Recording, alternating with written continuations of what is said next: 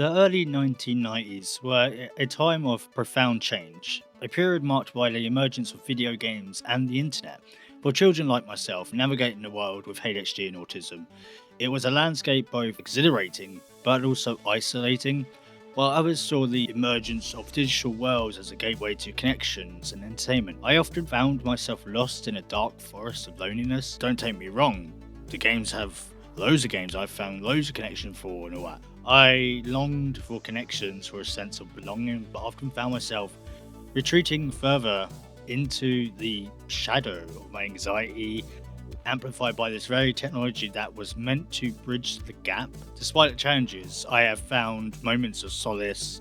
I have found people and people and communities that I can look to through the years has made me grow to a person where I want to speak now my thoughts. What the effects of video games and the early 19s and early 2000s has the big impact has made on people. Today we're going to basically discussing the surroundings of the influence of the video game, particularly Warcraft 3 of course. We'll explore both the positive and negative effects that this iconic real-time strategy game may have on individuals as they formatted through the years. So if you're like me and you grew up with this game, you can let me know in the comments how it developed you and all that, how you turned out. But yeah, we're going to talk about the goods, the bads and stuff like that. So if you like this type of content and with me just exploring games, how they made me feel, moments that I remember and stuff like that, let me know in the comments. Also don't forget to leave a like, and if you're new, why not subscribe and let me know if you want to see more. Let's get on with a look back on history, shall we?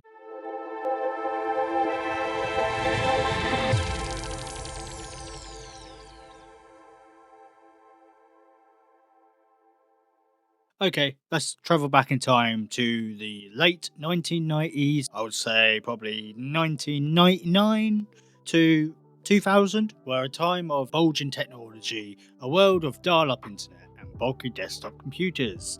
You know, the big white things where like the TV was like the same size as your desktop. For a child like myself back then, growing up with attention deficit hyperactive disorder or ADHD often presents unique challenges that can lead to feelings of isolation, and the symptoms of ADHD such as difficulty maintaining focus, impulsive and hyperactivity as the name suggests.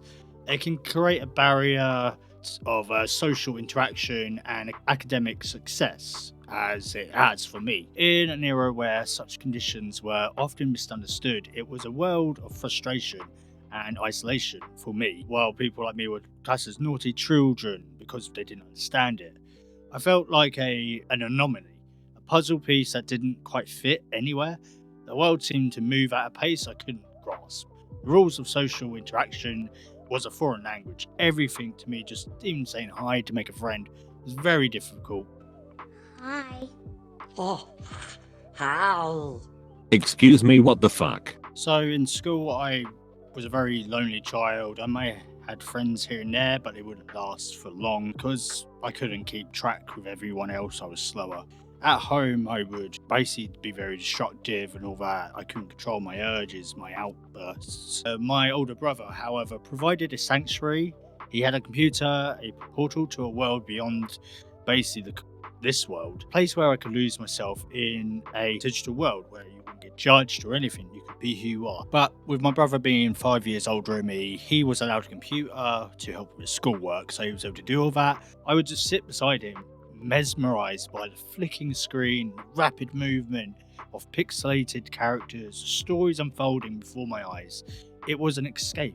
I was only allowed with console but not online, so I would sit in his room and pester him by my incessant questions. Stop asking so many questions. My dear brother, he would patiently explaining the nuisances of the game he played. He was my guide. He was my translator. He was my confidence. He showed me these worlds, and they would just engross me more and more. It's something where I didn't feel like I was out of place. When I wasn't ever, getting in trouble at school or pestering my brother to show me what this is and that is, I was getting engrossed with the thought of dragons, knights and heroes more through my grandparents, because when I wasn't at home Or at school, I would be at my grandparents'. My nan would teach me about fairies, gnomes, and all that. And I'm not even joking. If I mention that they aren't real, she will whip my ass like a Mexican mother. I'm not joking. She will. It's a fairy tale. It doesn't exist. But also, it's just the fantasy side started to come into my life. And then that's when Warcraft 3 arrived. The sands of time have run out, son of Duratan.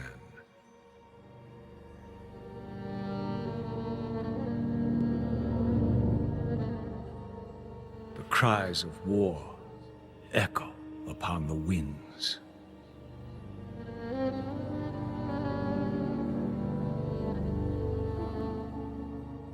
The remnants of the past scar the land.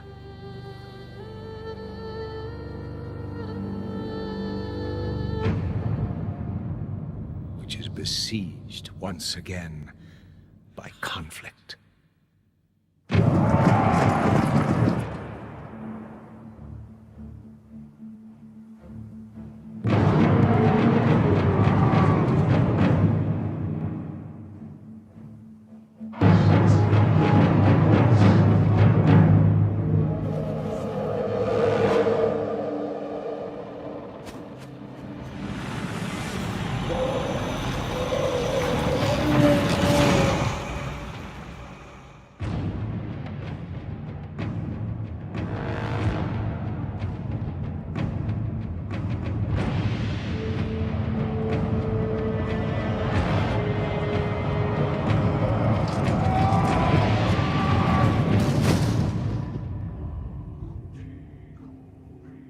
Heroes arise to challenge fate and lead their brethren to battle.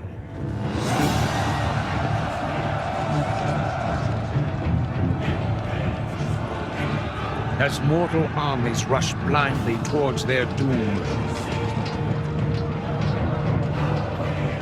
the burning shadow comes to consume us all.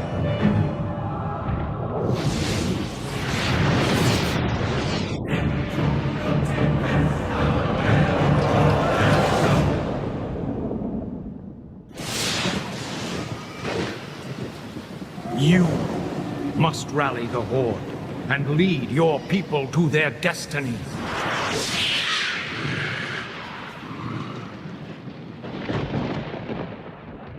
It was a revelation, a game that captivated me like nothing before.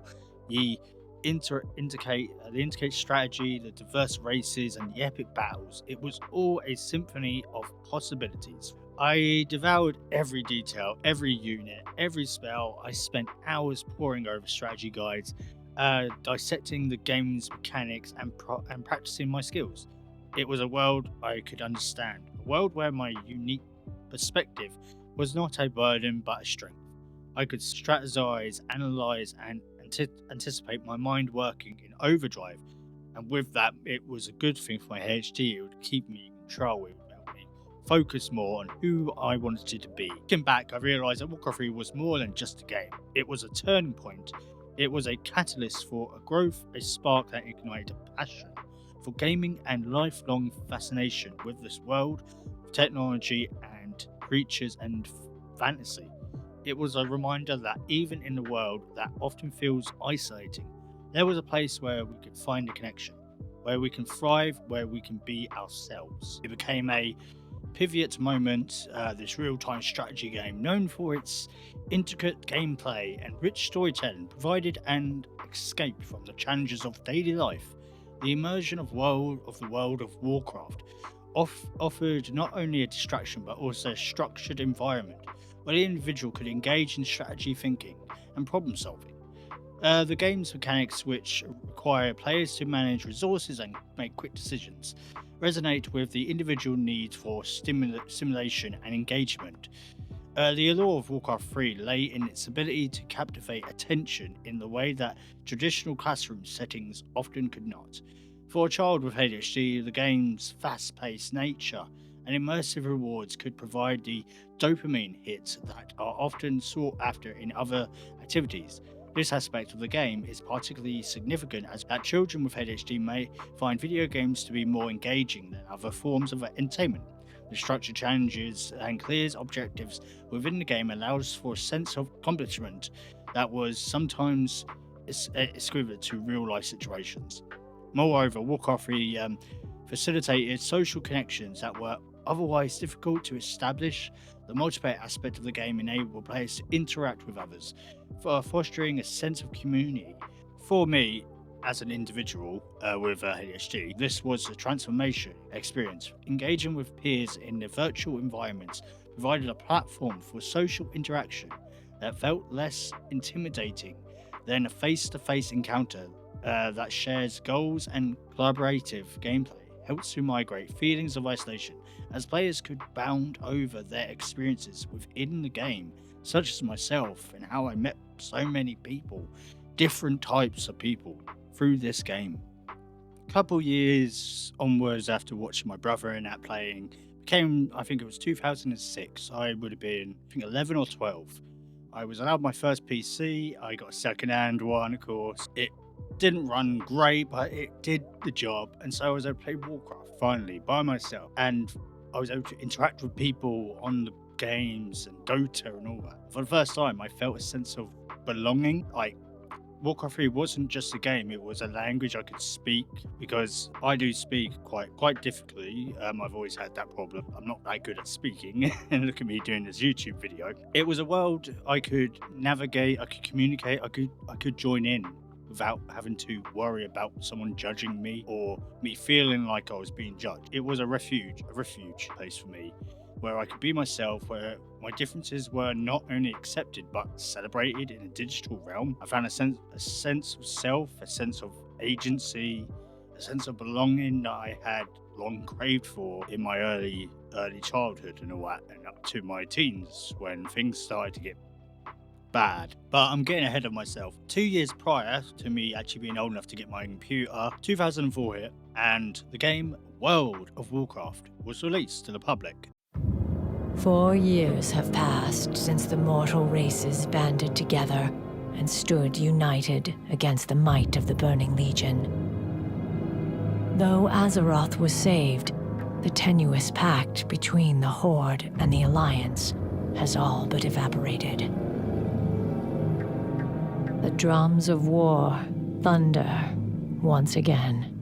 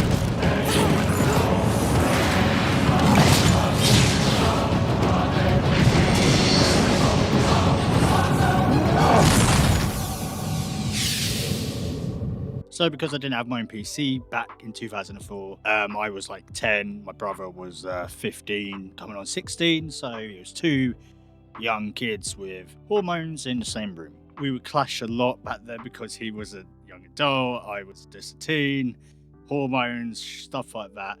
But the game that kind of connected us together was World of Warcraft.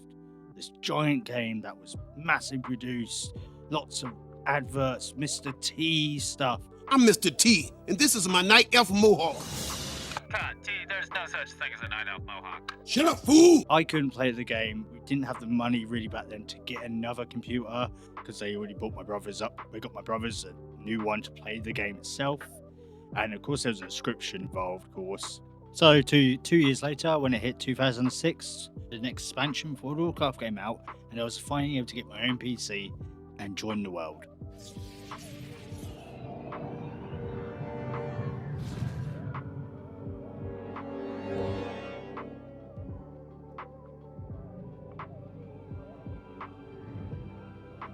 Imprisoned for 10,000 years.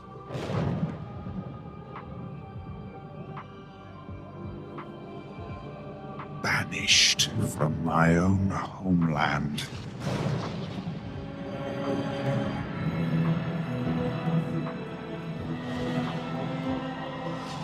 And now you dare enter my realm.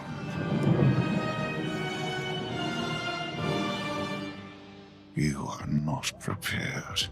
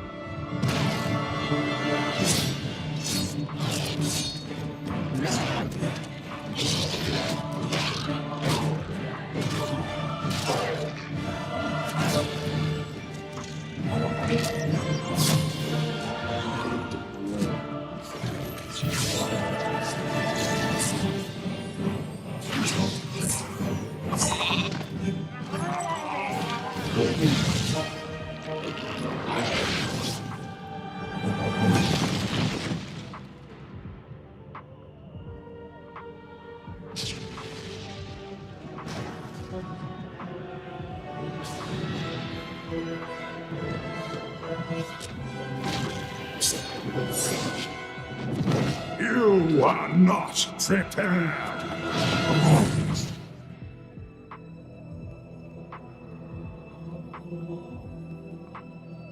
And well, looking back now, I realised that it all started because of me getting fascinated by my brother playing Warcraft 3 and then myself getting into it.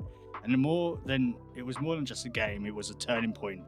It was a catalyst for my growth to spark a ignition of passion for gaming, a lifelong fascination with the world, this world of mysteries, conflict, war, power and all that, and heroes. However, it is essential to acknowledge the duality of this experience. While Warcraft 3 and the World of Warcraft franchise offered the refugees and a means of connection, it also had a potential to contribute to social isolation.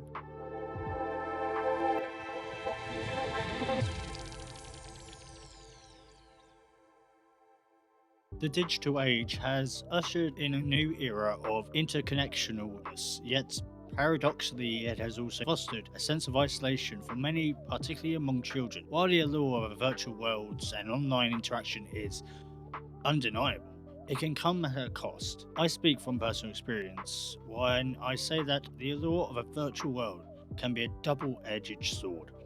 It's a seductive escape, free from basically the complex of real life interactions, yet this very escape can lead to the sense of detachment from a tangled world, feeling of being adrift in a sea of avatars and digital personas. Children who prioritize virtual interaction over real life relationships may find themselves trapped in a cycle of loneliness.